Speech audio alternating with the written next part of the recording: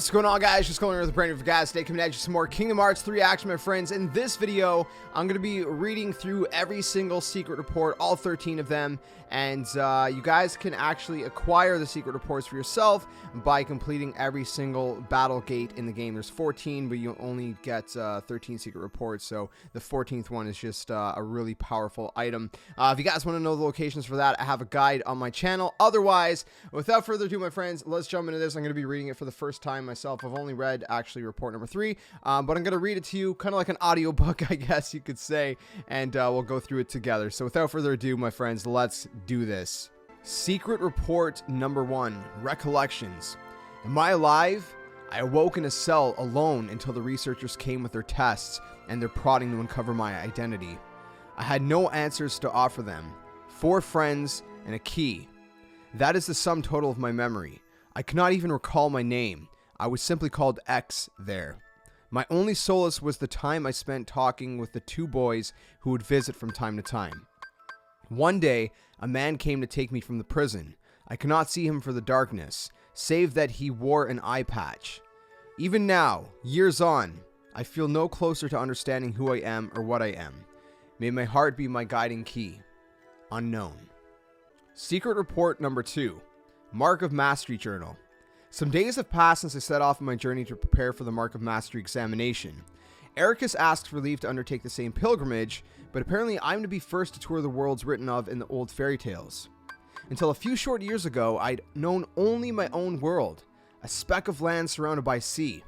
But how I dreamed of, yearned for the world beyond, and granted guidance from the future, I left that nest behind. As I treaded the path to my master's side, I came in contact with darkness in many forms. I knew even then, as by instinct, terrifying as its power was, it could be harnessed, mastered. Ericus is a blue blood, descended from the very first masters in the age of fairy tales. But I did not come this far to indulge in adulation. I will be his peer, his equal, and to do that, I must learn to wield the power born from both darkness and light in proper balance. Signed, Xehanort. Secret report number 3, Experiments of the Heart, Notes on Subject X, Excerpt 1. Subject was found in the central square shortly after dawn. Female, approximately 15 years old. After 7 days' observation, she spoke her first words, but could not provide a name. Subject exhibits signs of profound amnesia and displays concern about which world this is. Her words suggest that she departed her homeworld with others, though she cannot recall the names of her erstwhile companions. All efforts to explore those memories have been met with rejection response. After his initial experiments on me, Ansem the Wise ceased his research into the heart. His hand stayed by some fear I cannot fathom. Yet this new subject is like me, devoid of memories. She's the perfect sample upon which to continue my master's work. She too could benefit from it. By traversing the heart, we have a direct path into memory. I myself have begun to reclaim my lost past thanks to these very experiments. Who is she? Whence has she come? These are questions no scientist could ignore. And the words she muttered, "May your heart be your guiding key." Signed, Xehanort. Secret report number 4, Experiments of the Heart, Notes on Subject X, Excerpt 2. Subject's memories have not returned, and our conversations remain less than lucid. What fragments can be gleaned evoke a bygone world, like one out of fairy tales. As improbable as it seems, the question may not be where she has come from, but when. If she truly has crossed through time, the prospect of probing her heart is all the more compelling. My pilot studies used a handful of subjects, but none possessed the fortitude to endure them. Ultimately, all suffered mental collapse. I knew it would be a heavy blow to lose a subject as unique as she. Upon discovering the tests I've been conducting, my master demanded that I cease my work immediately and destroy what research I have compiled. Worse still, he ordered the release of my remaining subjects. She is gone. Where is Subject X now? Has wise Master Ansem hidden her away? Whatever the case, I will not be deterred. I will take her place as the first subject in the grand experiment to come. Signed, Xehanort. Secret report number 5, Memoirs, Excerpt 1. That castle was a wonderland to us children. Within its walls, Ansem the Wise conducted his research, and the fruits it bore allowed everyone outside to live in peace and happiness. That alone was enough to stroke our interest. though not all the rumors that escaped its walls were so benevolent. By night, the muffled sounds of human wails emerged. There was talk of dangerous human experimentation. Lee and I couldn't help but hatch a plot to steal inside and sate our curiosity. The two who stood guard at the gates were researchers themselves, though you wouldn't think it to see them, massive and barrel-chested as they were. And slipping past that duo was only the first hurdle. It proved one not easily cleared. We were found and tossed out on our ears time and again. On the day we finally secured our entry, we descended that long spiral staircase at the heart of the castle to find a dark space below it, lined with cages. There wasn't enough light to see if they were inhabited, and we were in no position to call out to any occupants within. Yet we could feel it, a definite presence. There in the black. Terror washed over us and we immediately regretted coming. But just as we turned to flee, we heard the faintest of voices. The urge to run was nigh overpowering, but someone or something beckoned us on. There, framed by a tenuous sliver of light, we found her. Signed, Syx. Secret Report number 6, Memoirs, Excerpt 2. It was too dim to make out her features. We spoke to her in hushed whispers. Who was she? Why was she imprisoned here? She had no answers for us, had no memories at all. She was an enigma, but I knew I wanted to help her. And so we continued our infiltrations. Most of them stopped short at the castle gates. When we did manage our way inside, we spoke with her. That was all the comfort two children like us could offer. But Lee had other ideas. He was determined to free her. We slipped into the castle that day knowing only that we wanted with all our hearts to save her. But we did not find her inside on that day or the next, or any of our subsequent visits. Had she been moved? Had we simply imagined her? Lee and I knew there was only one way to be certain, and so we stand before the castle gates today, not as trespassing children, but in order to become Ansem the Wise's newest apprentices. Signed, Syx. Secret Report number 7, on the replica program and reanimation. Following my erasure and my completion as a human, I did not awaken right away. Perhaps the damage was exceptionally grave. Even after waking, I remained in bed, pondering my next course of action. In my work on the replica program for the organization, I produced some 20 vessels. Most of the early results were failures, not one of them granted a number. The first success to emerge from that early lot was the Riku replica. Subsequently, Shion was essentially indistinguishable from a natural human, though she became unstable due to the influence of others. Using those two as my foundation, I worked to construct a number of nigh-perfect replicas, but just as they neared completion, my efforts were cut short. I suspect Xehanort aims to use both the initial lot as well as the unused replicas from my latter work. I arose today and decided to walk out to the square, my first outing in some time. Yet my stroll was interrupted when a surprising visitor appeared with an unexpected offer. Though younger than me, he'd risen to become Xemnas' right hand. I accepted his terms and became a nobody once more. Easier to gain access to the old replica program that way. Whatever it takes to atone. Vexen. Secret Report number 8, the Real Organization.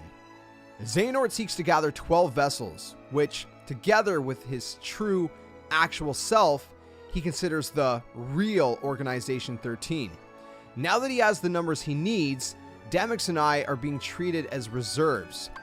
Several others who served Xemnas in the old organization have followed the same course as mine, electing to abandon their newly restored humanity and rejoin the Real Organization as nobodies. But not Xemnas. Xemnas cannot exist in the present because there is already a Xehanort here, the old man in charge. The old man's humanity prevents his Heartless a nobody, others vanquished in the past, and his younger self from being denizens of this time. To circumvent this, Xehanort is using the prototype replicas I created in the past as containers, plucking his other selves' hearts from the time they existed.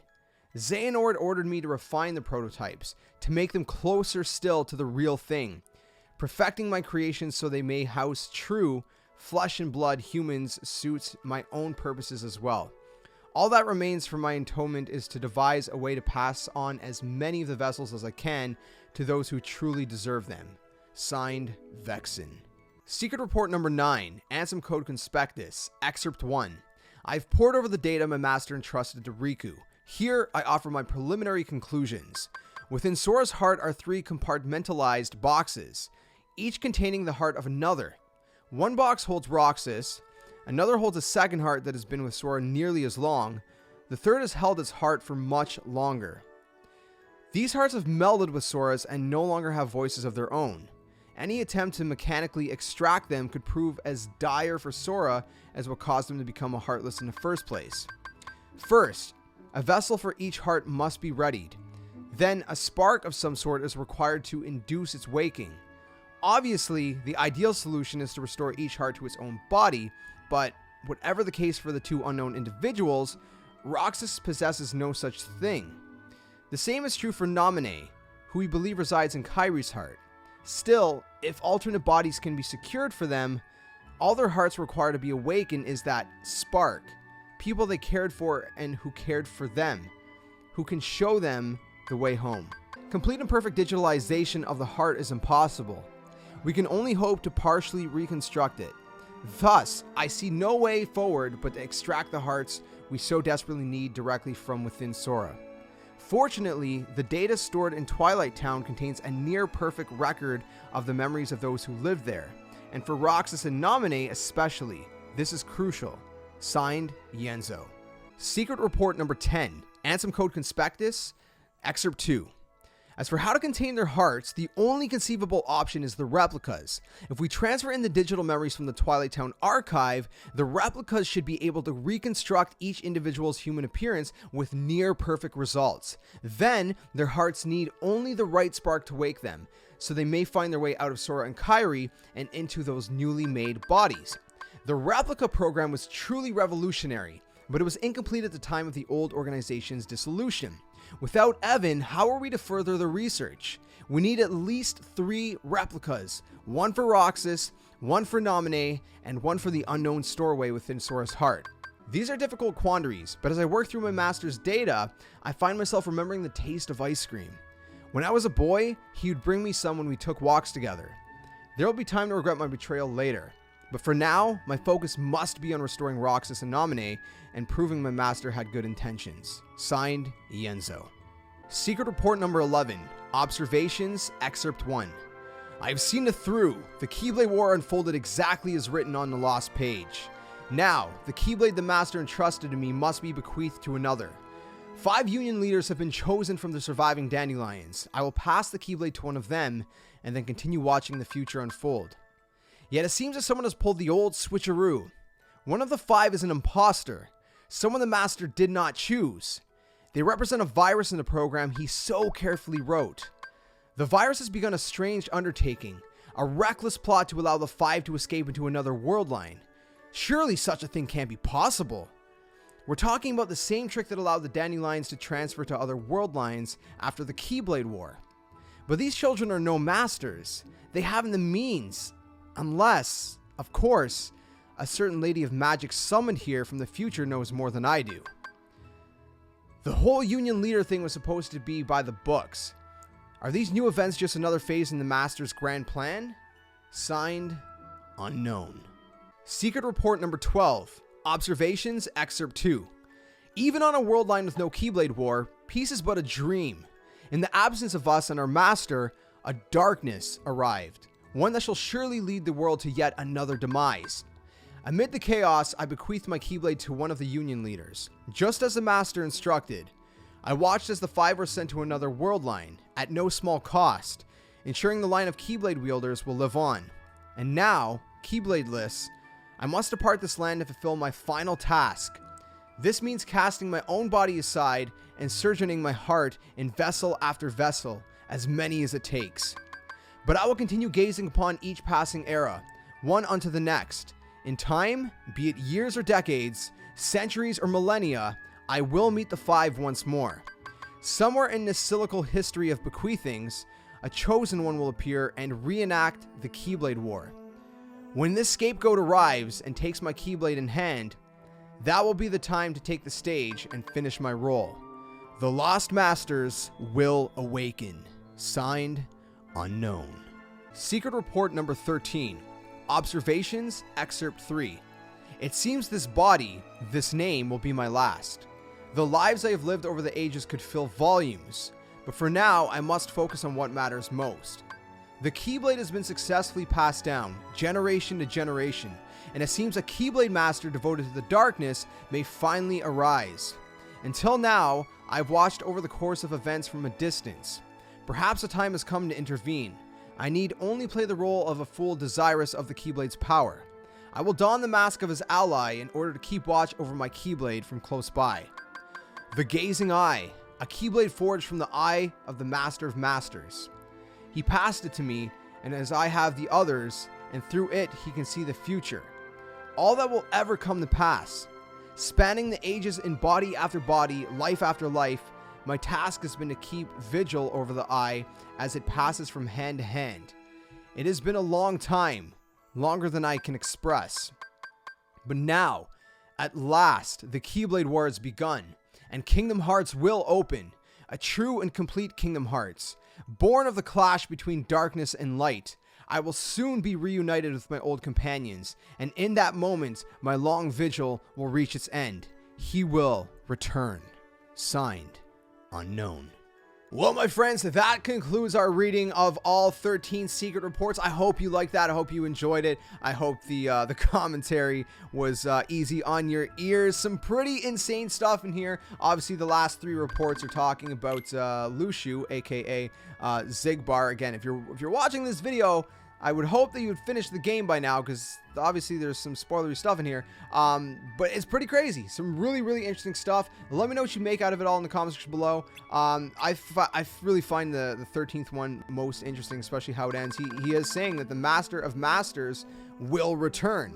I mean, it's signed Unknown, but we know we know it's Lushu. It's very obviously Lushu, and it's absolutely crazy to get a little bit of insight, kind of like his journal, his notes of you know, how he's been going through all these years ever since, you know, when he left on his journey in Kingdom Hearts back cover up until now, and why it was so important for that Keyblade War to happen. So, you know, Xehanort wanted the Keyblade War to happen for his own reason, but the Master of Masters and Lushu had a very, very much larger reason, which is going to be really exciting to dive into in the future Kingdom Hearts games in the series. So, pretty exciting stuff for the next saga to come in Kingdom Hearts. Let me know what you guys think about these reports in the comment section below. Again, I hope you guys enjoyed it. If you did, smash the like button, subscribe, the comment, share, and all that awesome stuff. I'll catch you guys very soon in another one. Like always, until then, my friends, game on, and may your hearts be your guiding key.